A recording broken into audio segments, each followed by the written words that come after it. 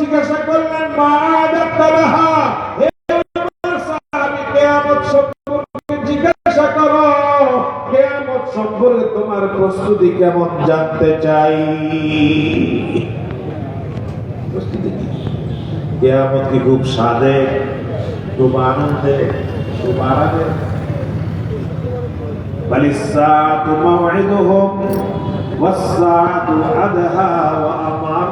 অত্যন্ত ভয়াবহ, কঠিন, অনেক তিক্ত, অনেক সমস্যার জিনিস। কিয়ামত ভয়াবহ। আল্লাহ পাক রব্বুল আলামিন সূরা হজের বিসমিল্লাহ দিয়ে শুরু করেছেন, ইয়া আইয়ুহান নাসু তাকু রাব্বাকুম ইন্না জালজালাতাস সাআতি শাইউন আযীম ইয়াওমা তারাওনাহা তাযহাবু কুল্লু মুরদি'atin আম্মা আরদা'at ওয়া তাদা'u কুল্lu যাতি হামলিন হামলাহা ওয়া তারান নাসা সুকারা ওয়া মা হুম বিসুকারা ওয়ালাকিন্না আযাবাল্লাহি শাদীদ। রাসূল সাল্লাল্লাহু আলাইহি ওয়াসাল্লাম একবার আবু বকর সিদ্দিক রাদিয়াল্লাহু তাআলা আনহু দেখলেন যে কানের গোড়া দিয়া, ফি সুদগাইহি হাদিসে আসছে, কানের গোড়া দিয়া মাথার চুল আর দাড়ির উপরের অংশ মিলে কিছু সাদা হয়ে গেছে। সামাইল তিরমিজি শরীফের মধ্যে এবং হাদিসের বিভিন্ন কিতাবে আছে আল্লাহ রাসূল সাল্লাল্লাহু আলাইহি ওয়াসাল্লামের এই ইন্তেকালের আগে চুল দাড়ি মিলাইয়া ইসলামিক মহাসম্মেলন বা 21টা চুল সাদা হয়েছে। অবস্থা দেখছে আল্লাহ রাসূলের বোঝা যাচ্ছে না, গইনা গইনা দেখছে। আল্লাহ জান্নাতুন বানাইক আলী আবু বকর সিদ্দিক রাদিয়াল্লাহু তাআলা আনহু বলেন, কদ শিরতা ইয়া রাসূলুল্লাহ, ইয়া রাসূলুল্লাহ তো বুড়ো হয়ে গেল। কই তার করতে গেছে বুড়ো হয়ে না বলেছে, অনেকে বয়সে বুড়ো, কেউ বয়সের আগেও বুড়ো হয়। কদ শিরতা ইয়া রাসূল, বুঝলাম বুড়ো হয়ে গেল, বার্ধক্যে আপনাকে দেখাই দেবে। আল্লাহ রাসূল এক জায়গায় আসেন, তিনি বলছেন সাইয়াবাতনি হুদ, আমাকে সূরা হুদে বুড়া বানায় দিছে। ওই সূরা হুদের মধ্যে একটা আয়াত আছে, ফাস্তাকিম কামা উমিরতা ইয়া রাসূলুল্লাহ, হে আমার হাবিব, হে আমার রাসূল, আমি আল্লাহর পক্ষ থেকে শরীয়তের বিধানগুলোকে যেইভাবে নির্দেশ দেওয়া হয়েছে ঠিক ওইভাবে হুকুম পালন করবেন, এর মধ্যে যেন একটা চুল পরিমাণেরও কোনো পার্থক্য না হয়। আমি আপনি কিসের সুন্নত, কিসের দিন, কিসের শরীয়ত, নামাজ পড়তে, রোজা পড়তে, হজ ফরজ হয়, হজ করি না, মা বাবার সাথে বেয়াদবি করে, অরাজনৈতিক, সামাজিক ও মিথ্যা কথা বলি, সুদের ব্যবসা করি, ঘুষের লেনদেন করি, দুর্নীতি করি, মানুষের এই বাংলাদেশের 18 কোটি তাওহীদি জনতা মানুষের রক্ত মাংস উজাড় করে অর্জিত পয়সা মেগা প্রকল্পের নামে, বিভিন্ন সরকারি প্রকল্পের নামে লক্ষ লক্ষ কোটি টাকা বিদেশে পাচার করি, একটু অনুভূতিও নাই, ঠিক না বেঠি? কার্যকলাপ করে আল্লাহ রাসূল বলেন, এই যে আল্লাহর বিধানের উপরে যথাযথভাবে দৃঢ়তার সাথে ইস্তেকামাতের সাথে পালন করা, এইটা চিন্তা, এটার ভারে, এটার চাপে আমি বুড়ো হয়ে গেছি। জ্ঞানী জ্ঞান। আবার বলছেন শাইয়াবাতনি হুদ ওয়াল ওয়াকিআ ওয়াল মুরসালাত ওয়া আম্মা ইয়াতাসাআলুনা ওয়া আখওয়াতুহা। কোরআন শরীফের মধ্যে কতগুলি সূরা এমন আছে যে সূরাগুলোর মধ্যে কিয়ামতের আলোচনা, কিয়ামতের ভয়াবহতা আছে। ওই সূরাগুলোর চিন্তায় কিয়ামতের চিন্তায় আমি বুড়া হয়ে গেছি। আল্লাহ পাক বলছেন সূরা ওয়াকিআ, ইযা ওয়াকাতিল ওয়াকিআতু লাইসা লিওয়াকাতিহা কাযিবা খাফিদাতুর রাফিয়া। পরিনা মাগরিবের পরে একজনও মনে হয় নাই। মাগরিব বলে সূরা ওয়াকিআ কেটা পড়েন না, আপনারা বলেন তো। অল্প মাশাআল্লাহ, তবুও কিছু বলে না। টাকা পয়সার জন্য, ব্যবসার জন্য, সম্পদের জন্য, চাকরির জন্য দেশে বিদেশে ছুটাছুটি করি। সকাল নাই, সন্ধ্যা নাই, দুপুর নাই, রাত নাই, রাস্তার খবর নাই, খাবারের খবর নাই, দুপুরের খাবার নাই, রাতের ঘুম নাই, শুধু টাকা টাকা টাকা টাকা টাকা। আল্লাহ রাসূলের ওয়াদা, মাগরিবের পরে যারা নিয়মিত সূরা ওয়াকিয়া পড়বে, সওয়াব তো আছে আছে। দুনিয়ার জীবনের যত অভাব আছে রে বন্ধু, সমস্ত অভাব অনটন আল্লাহ পাক দূর করে দিবে। আজকের থেকে স্টার্ট করতে পারবো তো ইনশাআল্লাহ, নিজে এবং নিজের পরিবারের সকলকে। আল্লাহ কবুল করেন, সকলে বলি আমিন। সূরা কিয়ামার মধ্যে আছে, লা উকসিমু বিয়াউমিল কিয়ামা ওয়া লা উকসিমু বিন নাফসিল লাওয়ামা আয়াসাবুল ইনসানু আন লান নাজমা ইযামা বালা কাদিরিনা আলা আন নুসাওয়িয়া বানানা বাল ইউরিদুল ইনসানু লিয়াফজুরা আমামা উজুহু ইয়াওমাইযিন নাযিরাতুন ইলা রাব্বিহা নাযিরা ওয়া উজুহু ইয়াওমাইযিন বাসিরাতুন তাযুন্নু আন ইউফআলা বিহা ফাতিরা إذا السماء انشقت وأذنت لربها وحقت وإذا الأرض مدت وألقت ما فيها وتخلت إذا السماء انفطرت কথাগুলো বলবো القارعة ما القارعة وما أدراك ما القارعة يوم يكون الناس كالفراش আমার বলার কর্তব্য বলতেছি, তুমি মানার কর্তব্য হাসি ঠাট্টা করা ওগুলা হয় না, হাসি ওই জন্য ক্যামেরা زلزالها وأخرجت الأرض أثقالها وقال الإنسان ما لها يومئذ تحدث أخبارها بأن ربك أوحى لها এলাকার একটা লোক عن النبأ العظيم। এই জাতীয় সূরাগুলোর মধ্যে কিয়ামতের ভয়াবহ বিষয় আলোচনা হয়েছে।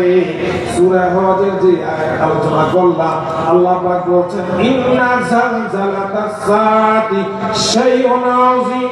জালজালা কিয়ামতের ভূমিকম্প হবে, আসমান জমিন পাহাড় পর্বত নদী নালা সাগর মহাসাগর সব একাকার হয়ে যাবে। মা বাচ্চাকে দুধ পান করাবে আদর সোহাগ স্নেহ মমতা দিয়া। কিয়ামতের সিংহার ফুৎকার হয়েছে, বাচ্চা পালাইয়া ছুটবে। মায়ের পেটে বাচ্চা এখনো ভূমিষ্ঠ হওয়ার সময় হয় নাই। কিয়ামতের আতঙ্কে এমন ভাবে ছুটবে, নিজের বাচ্চা নিজে নিজে প্রসব হয়ে যাবে। প্রসব বেদনার খবর থাকবে না, ডায়াবেটিস কাছেও যাওয়ার চিন্তা থাকবে না, হাসপাতালে যে সিজার হবে না নরমাল হবে কোনো খবর থাকবে না। বাচ্চা পড়ে যাবে, বাচ্চার দিকে ফিরে তাকানোর সময় পাবে না।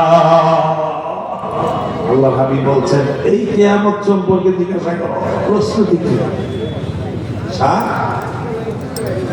লম্বা আলোচনা করতে সাহাবী সাদা সিধা মানুষ, আল্লাহ হাবিব তাদের প্রশংসা বলছেন আবার রাহা কুলুব ওয়া আমাকাহা ইলমান ওয়া আকাল্লাহা তাকাল্লুফ। আল্লাহু আকবার। اختارهم الله لصحبة نبيه ولإقامة دينه فاعرفوا لهم فضلهم واتبعوهم في هديهم وسيرهم فإنهم كانوا على الهدى المستقيم।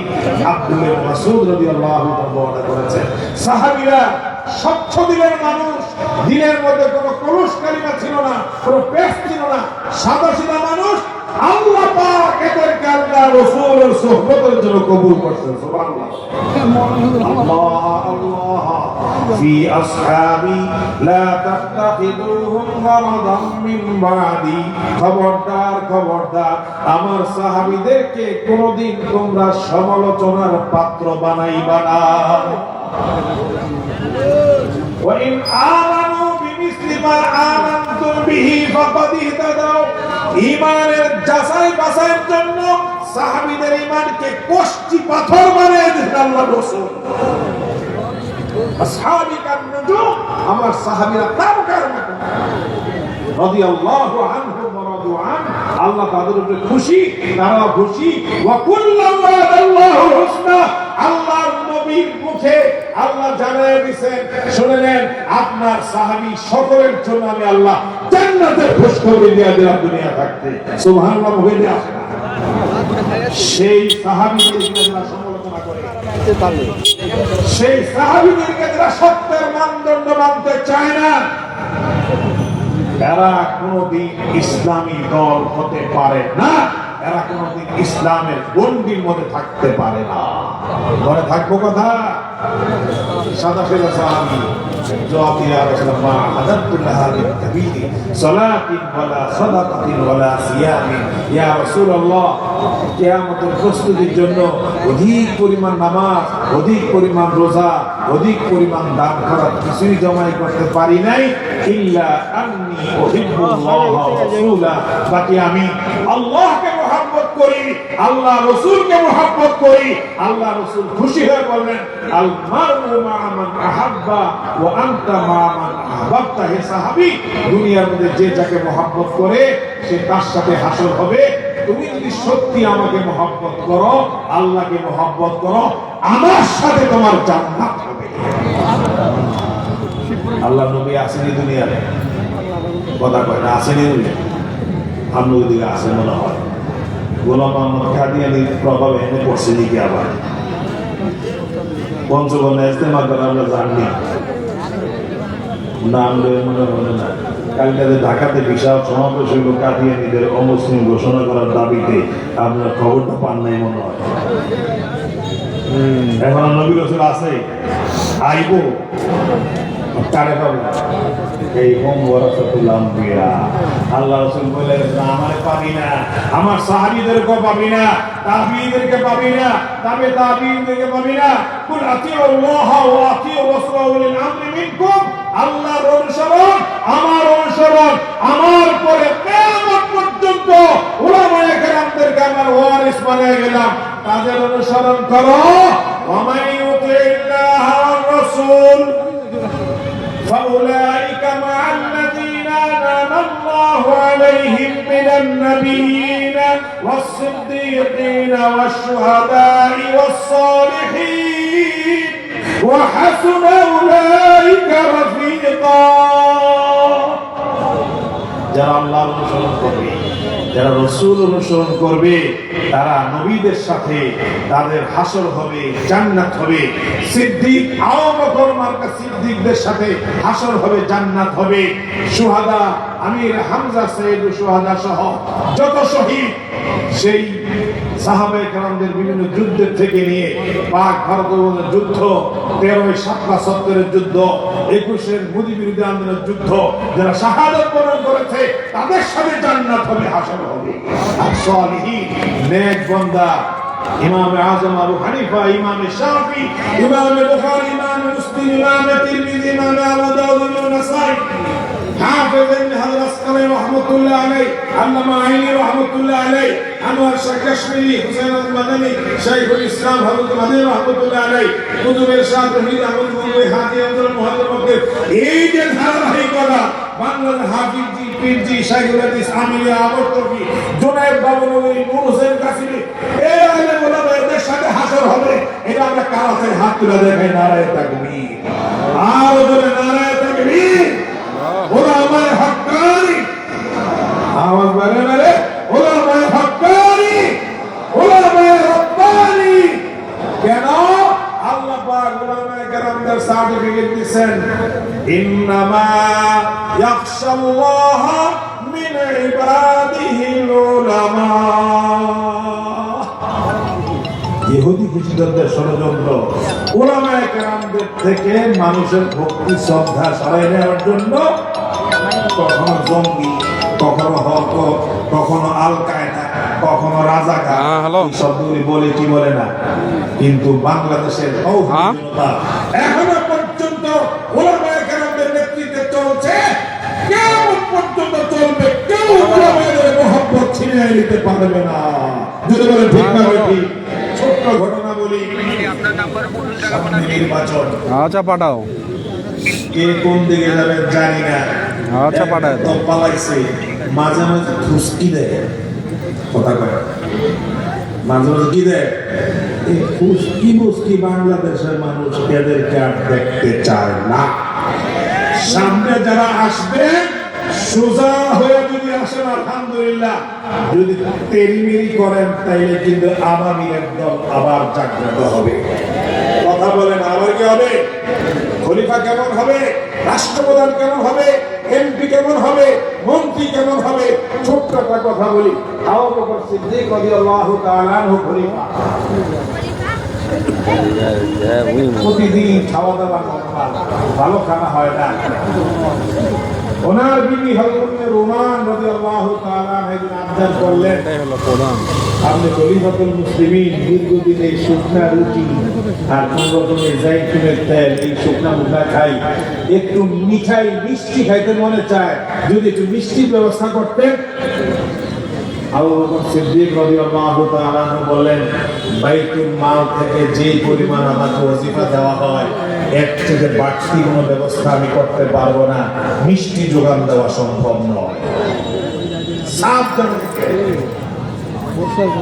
অন্যরকম চিন্তা করলো, এই বন্ধা তো দিব না, ঠিক আছে আমি চেষ্টা করি প্রতিদিন যে রান্না বান্নার তালিকা, খাবারের তালিকা কিছু কিছু কিছু কিছু বাসায় বাসায় পয়সা জমায়।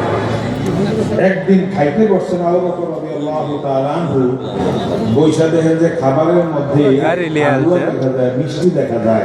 মনে পড়ছে কয়েক মাস আগে মিষ্টি কথা বলছিল, আমি তো মিষ্টির ভিন্ন টাকা দেই নাই, এই মিষ্টি দিতে পত্রিকা ডাকছে মিষ্টি পাইলা কই, ওই বাসায় তৈরি করছি, পয়সা পাইলা কই, ওই পয়সা আমি যোগাইছি। কেমনি যোগাইছ? তুমি তো চাকরিও করো না, এখনকার সব মহিলাদের মতো তুমি তো চাকরি করো না, বলে আপনি যে আমাদেরকে প্রতিদিন বাজারে খরচের টাকা দেন, ওখান থেকে কিছু বাঁচায় বাঁচায় আজকে পর্যন্ত কিছু পয়সা হয়েছে, যেটা দিয়ে আজকে হালুয়াটা তৈরি করতে পারছি। আবু বকর মাথায় হাত সর্বনাশ, দেখা যায় আমার যে অধিকারা দেয় প্রয়োজনের বেশি দেয়, প্রয়োজন বেশি না দিলে জমাই লোকে সঙ্গে সঙ্গে সাহাবীদের ডাকলেন, মন্ত্রী পরিষদ ডাকলেন, বলে এই তোমরা আবার বাইতুল মাল থেকে আমি আগে টাকা নিতে চাই নাই, ব্যবসা করতাম, তোমরা এই দৈরাবেন আবার বাইতুল মাল থেকে ওজিফা দিছ, আমার ঘরে এই কাহিনী করছে, ওজিফা কমায়া দাও, তৈলে আর জমাইতে না পারে। সুবহানাল্লাহ বললেন না? আমাদের দেশের মন্ত্রীর এমপিরা জমিন বেচা বাড়ি বেচা নির্বাচন করে 1 বছর পরে 50টা বাড়ির মালিক হয়। গাড়ি বাড়ির হিসাব নাই, বউয়ের জন্য আলাদা বাড়ি আলাদা গাড়ি, প্রত্যেক বাচ্চার আলাদা বাড়ি আলাদা গাড়ি, আর লক্ষ লক্ষ হাজার হাজার কোটি টাকা বাংলাদেশ থেকে বিদেশিরা এক চোরা মন্ত্রী, এই 600 বাড়ি দেশে দেশে বাইরে।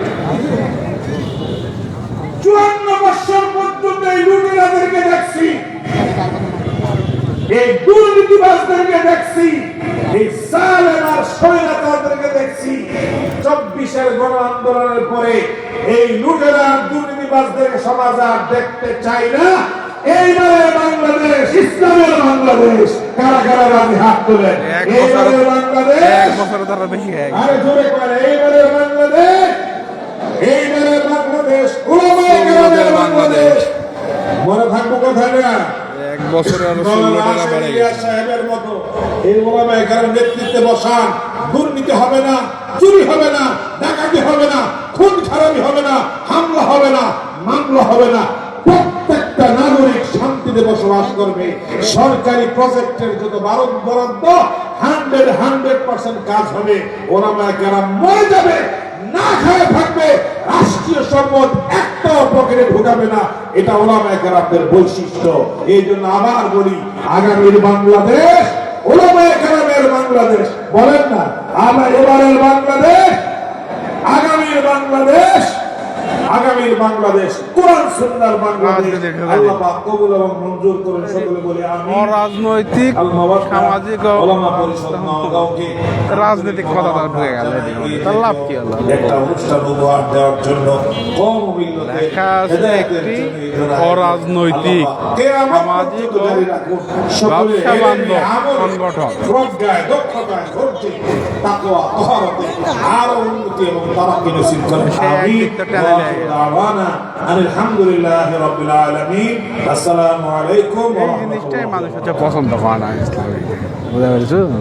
এই লাস্টে যে বয়ানটা দিলে এটাতে যতগুলা দিলে সব মানুষ দিয়ে দিলে কিন্তু ঠেক জায়গা রাখবে সে দরকার এগুলা তো বুঝাতে পারছি যেগুলা বক্তা চেঞ্জ হয় নাকি মাশাআল্লাহ মারহাবা। মাওলানা মনজুর ইসা আফিদ সাহেব আজকে প্রধান অতিথি ছিলেন। দেশের সাংগঠনিক কাজ এবং দেশের চলমান পরিস্থিতি বেশ গুরুত্বপূর্ণ কতগুলি কাজ জমা থাকার কারণে আপনি আসতে পারেন নাই। ওনার পক্ষ থেকে আমি আসছি, আপনাদের সাথে এই জন্য দেখা হলো। আপনাদের সবাইকে সালাম জানাইছেন এবং দোয়া চাইছেন। শুকরিয়া জানাচ্ছি আমাদের শ্রদ্ধেয় প্রখ্যাত আলেমে দ্বীন হযরত মাওলানা মুফতি লোকমান আজহারী দামাত বরকাতুহুর প্রতি। হযরত অত্যন্ত চমৎকার গোছানো আলোচনা করেছেন, সেই জন্য আমরা হযরতকে শুকরিয়া জানাই। আলহামদুলিল্লাহ। সম্মানিত শ্রোতাবৃন্দ, আমাদের পরিবেশটা ঠিক হয়ে গিয়েছিল, কিছুক্ষণের মধ্যে আবারও বিক্ষিপ্ত হয়ে গিয়েছে। অনেক ওলামায়ে কেরাম শ্রোতাবৃন্দরা বাইরে দাঁড়িয়ে আছেন। আপনারা হয়তো ভাবছেন যে পীর সাহেব হুজুর এসেছেন কিনা। তো আপনাদের দুশ্চিন্তা দূর করার জন্য একটি ঘোষণা করতে যাই। পীর সাহেব হুজুর নওগাঁতে এসেছেন, তিনি দপ্তরিপাড়া মাদ্রাসা সফর করেছেন, এখন হুজুর বিশ্রাম নিচ্ছেন। অল্প কিছুক্ষণের মধ্যে আমাদের মাঝে এসে উপস্থিত হবেন ইনশাআল্লাহ। কিন্তু হুজুর যদি এসে দেখেন যে এখানে খালি ওখানে খালি, বাইরের লোকজন ঘোরাফেরা করছে, দোকানে সময় অতিবাহিত করছে, বলেন তো হুজুর কি খুশি হবেন না বেজার হবেন? আওয়াজ দিয়ে বলেন, খুশি হবেন না বেজার হবেন? কারণ হুজুর এত দূর থেকে আসবেন, এত বড় একজন আধ্যাত্মিক ব্যক্তিত্ব, তাকে আমাদের দায়িত্ব খুশি করা না নারাজ করা? খুশি করা। তো সেই জন্য আমরা হুজুরকে খুশি করার জন্য আমরা যারা এখন এদিক সেদিক ঘোরাফেরা করছি, আপনারা এসে বসে পড়ুন। হুজুর অল্প সময়ের মধ্যে ইনশাআল্লাহ আমাদের মাঝে এসে উপস্থিত হবে। আপনারা ইতিমধ্যে অবগত হয়েছেন যে আজকের এই ইসলামী মহাসম্মেলন, এই ইসলামী মহাসম্মেলন হচ্ছে নওগাঁর ওলামায়ে কেরামদের একতাবদ্ধ সংগঠন আল মাওয়াদ্দা উলামা পরিষদ। আপনারা একটু সামনের দিকে তাকান, দেখেন স্টেজ ভর্তি ওলামায়ে কেরাম আছেন। আলহামদুলিল্লাহ, সর্বশ্রেণীর